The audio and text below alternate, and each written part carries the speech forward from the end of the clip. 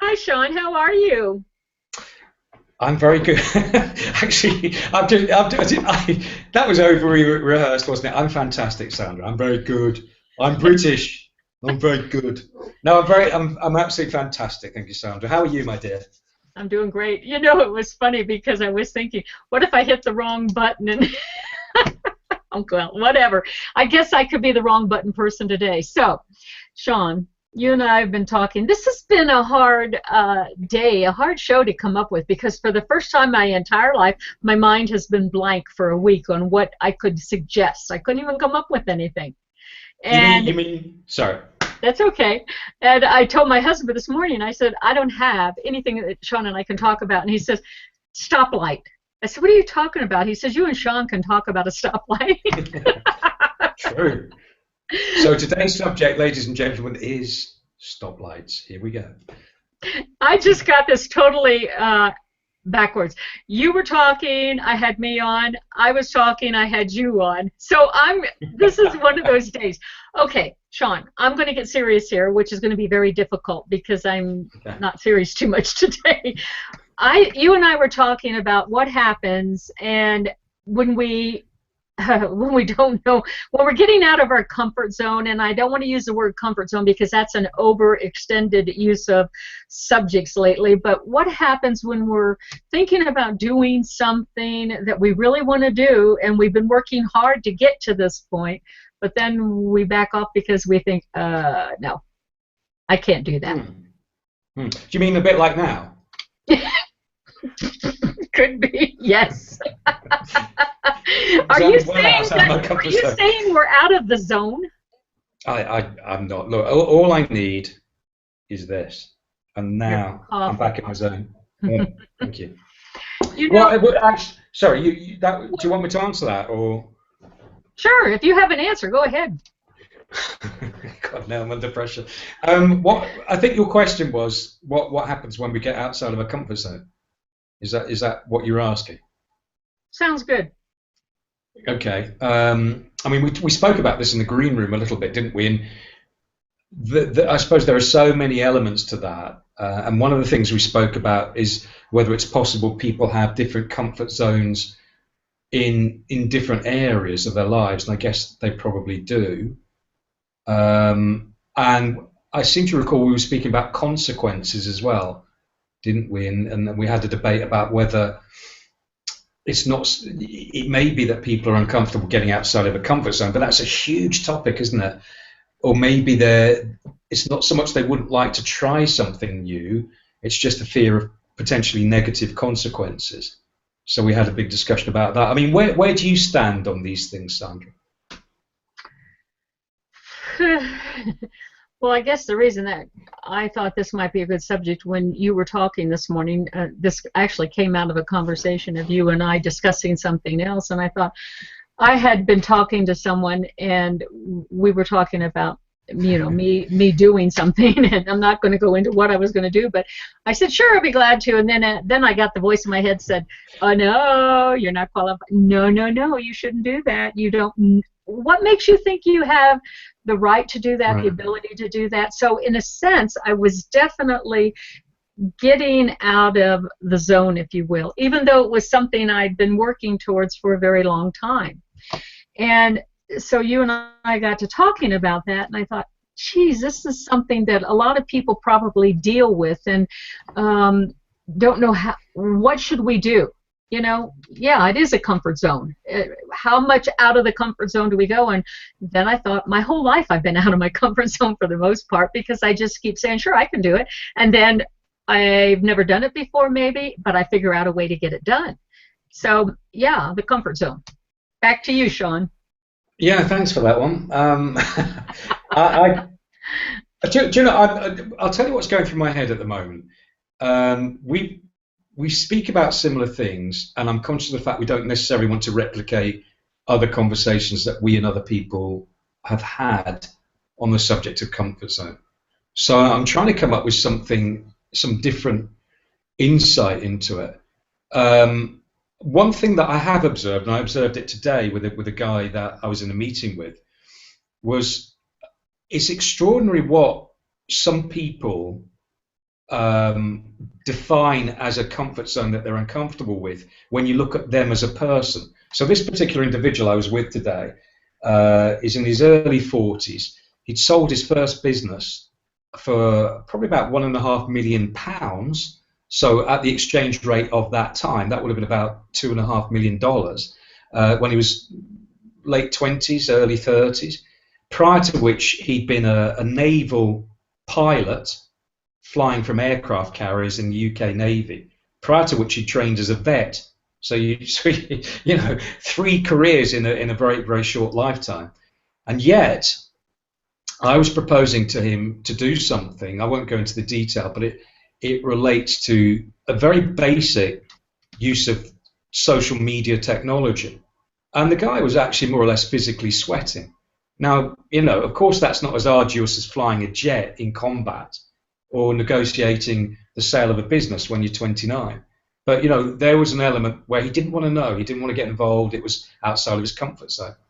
So the context of comfort zones is sometimes really interesting for me. Now, there's no answer, I haven't come up with anything intriguing there, but I do find that really fascinating.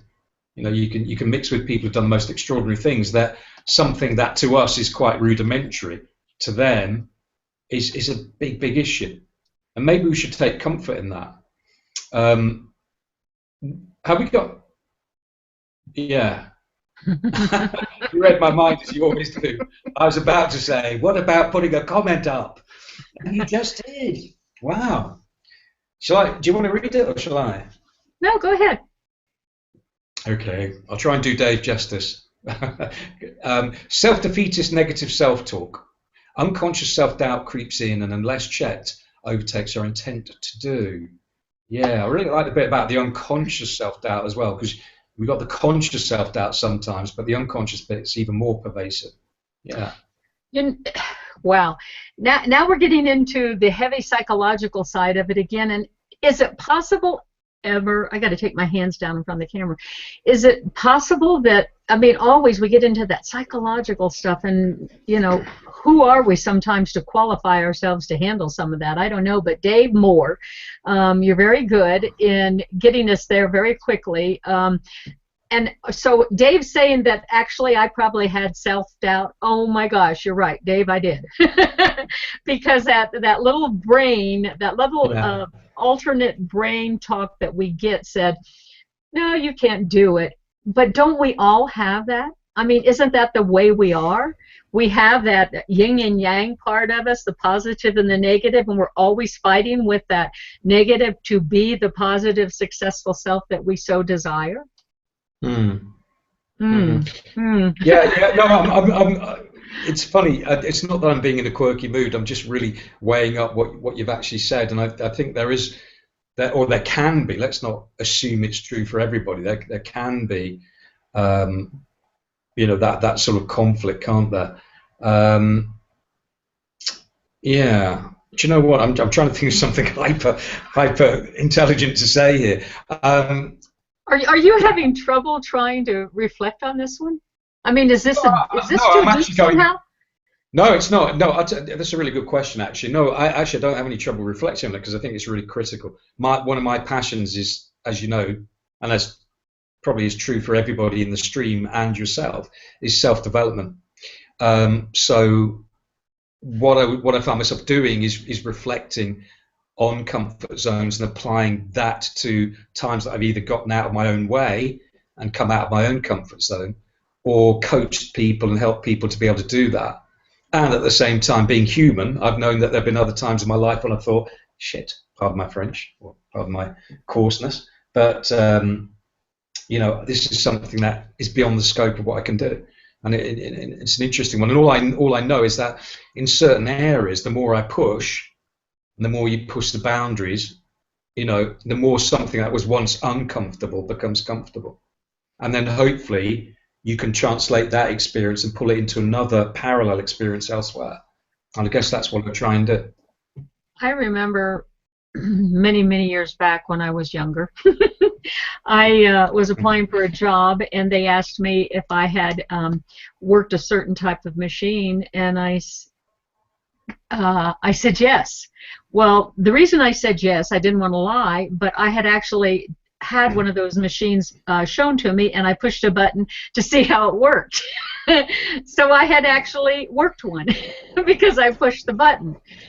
Now, I had no idea how to use it, but because I took that as an okay thing, that I wasn't lying, and I wanted the job very badly, so I said yes, I did.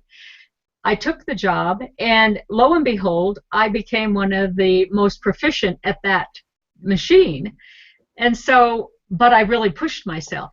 Is that any different than what we're talking about here? I mean, are we always, is getting out of our comfort zone being to the point of terrified of something so much that we're going to make it work? I don't know. You tell me. No. Well, I can't tell you because we're all different, but for me, it's not necessarily about that. For me, and this is just a very personal view, I wouldn't pretend that this is for anybody else, but for me, sometimes it's been about consequences.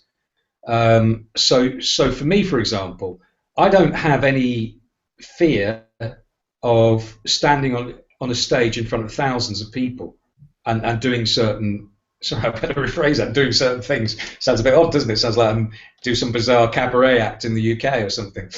But you know, I've done some things that to some people, I'm qualifying my language because I'm not trying to say what I've done has been excellent, but there's certain things that I've done that, because I'm not worried about being appraised or evaluated or possibly critiqued, I'll do. And it's at gut level. It's like being in the zone. And there may be things that are way, way beyond the spectrum of anything I've ever done before. So examples would include the first time I jumped out of a plane.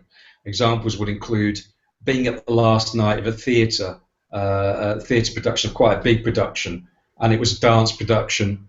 And I was in the front row seat, and a friend of mine said, "Oh, he'll come up on stage," and I did. Or assisting at quite a big training event and being on big video screens and things like that. I'm not saying they're extraordinary things, but they just felt natural and in the zone. There were things I hadn't done before.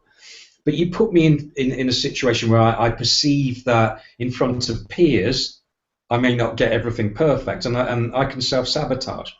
So it's kind of interesting. Both stretch me, but the difference between experience A and experience Z is that one of them I might evaluate the negative consequences of failure, quote unquote, a little bit more than the other one. Both could be very, very new experiences. But I don't give a hoot in experience A, and so I do it and I'm fine. Experience Z, I care and I can screw it up, personally. Does that make sense? So yeah, so what you're saying to me maybe is that it's maybe more often the evaluation of the act that we're worried about that makes us decide yes or nay to going out of the comfort zone, or maybe it's not. I don't know. I don't know. I'm scrutinizing an interesting comment that Dave's put up again. Oh dear. Okay, let me see if I can. Wow, that's a long one, Dave. I don't think I can pin it. Do you want me to read it and then you can elaborate on it, Sean? I'll try. Okay, Dave Moore says, life begins where your comfort zone ends. Oh gosh, this is good. When some people see an accident on the motorway where people die horribly and one can see the blood and mangled car and in some cases the people, some of the people looking at that scene will faint. Unfortunately, human nature means that people in other cars will slow down to have a look at the accident because they don't want to miss any experience. In truth, they are just nosy. They feel entitled to see. The excitement takes over, but then another feeling kicks in for many of them, but they feel faint, nauseous, and they pass out. Anyone watching surgery for the first time will likely as not faint. Anyone watching any medical procedure from an autopsy to a minor operation will feel or may indeed faint. The reason is because the scene they are witnessing sits outside of the of the contextual framework they live in. Whoa, that's deep. Dave, that's good. I like that a lot, but it sure gives us a lot to think about. So, okay, where does that put the experience that you and I were talking about, Sean? You know, as far as me, maybe I almost turned down something today that I knew I really wanted, and it was because it was outside of that contextual framework. that I live in my mind, or is it actually where we live? Okay, your turn. I'm turning it over to you. No, I was going to ask you a Are you question, going to be actually. comfortable? Are you going to be comfortable with that? No, I'm not. I'm so uncomfortable at the moment. I think I'll have another slurp of coffee. But, and there's nothing in it. It was just a prop, actually. But actually, I was going to turn that back on you. I was going to ask you what was going through your head at that time. So you nearly turned something down, but you didn't. So firstly, why did you nearly turn it down? What were you thinking? What were you feeling? And secondly, given that you didn't turn it down, what won the day for you? Wow, that's a good question. Good grief. Because I've been wondering about that. But, you know, one of the reasons was because it was like, oh, there's people that are better at this than I am somehow, maybe. That was floating in and out of my mind. But then the reason that I finally decided to do it was because, okay, the reason I finally decided to do it was because I thought, well, wait a minute. If I have what somebody wants, I'm here at the right time, at the right place to do whatever it is that I'm being asked to do. There may be somebody that's more qualified, but they're not here in this situation at the present time. So, yeah, I'm qualified to do it. So you sort of rationalized it round. Wow, that's a good word, rationalize. That's what it was. I rationalized it, Sean. Yeah, in that context, is that what you would normally do, or when you, because here's what I know about you, Sandra. You've done some extraordinary things in terms of businesses, and as our friendship has grown, I've realised, you know, what an amazing backstory you've got in terms of, you know, in the interest of time, we won't go into it, but in terms of what you've done with businesses that have been radically different to previous experience. So is that what you normally go through? And I know this it's not just about you, this debate, but I'm kind of curious as to what your process is, and maybe, you know, that might be quite helpful for all of us. The answer is no. I usually do not rationalize things like that. Right. I usually just go for it. So for me, when you said the word rationalize and I realized that's what I had done, that was the first time I thought about it. But yeah, I did rationalize. And normally I don't even think about that. Well, that's interesting then, because it's almost counterintuitive, isn't it? But in the sense that maybe we're onto something here, because normally if you're going to step outside your comfort zone, you don't think. So perhaps, okay, in this instance you rationalize, but maybe in your case, it's not for me to say, is it? But the fact that you don't normally think means you don't have over-analysis, means you don't have the niggly voice, means you don't paralyze yourself by indecision. You just get on and do it. And that kind of resonates with me when I was talking about some of those.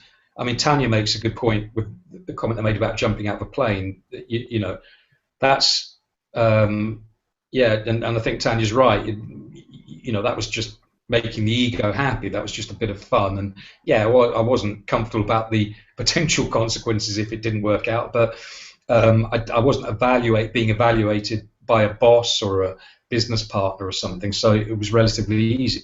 In other words, it was like you. I didn't think, I just did. And I know, you know, the most challenging bits in stepping outside my own comfort zone is when I start over-analyzing. And once I start doing that, I start looking at consequences.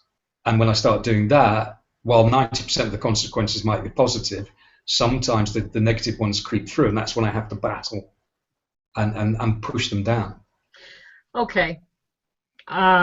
Think about this. Dave Moore just said the human brain can rationalize anything. It's knowing when to stop rationalizing, take action, that is the key. So actually then, if we're being honest about this, Sean, what happened to me was I was rationalizing, but then my brain just knew that it was time to stop that and just decided to take the action. So that's very good. And then I have to say, Tanya said she's very uncomfortable and there's only 2 minutes left. Okay, now 1. And you know what? She's very correct. So Sean, guess what? Oh, look! Well, no. We are gone. It was nice talking today, Sean.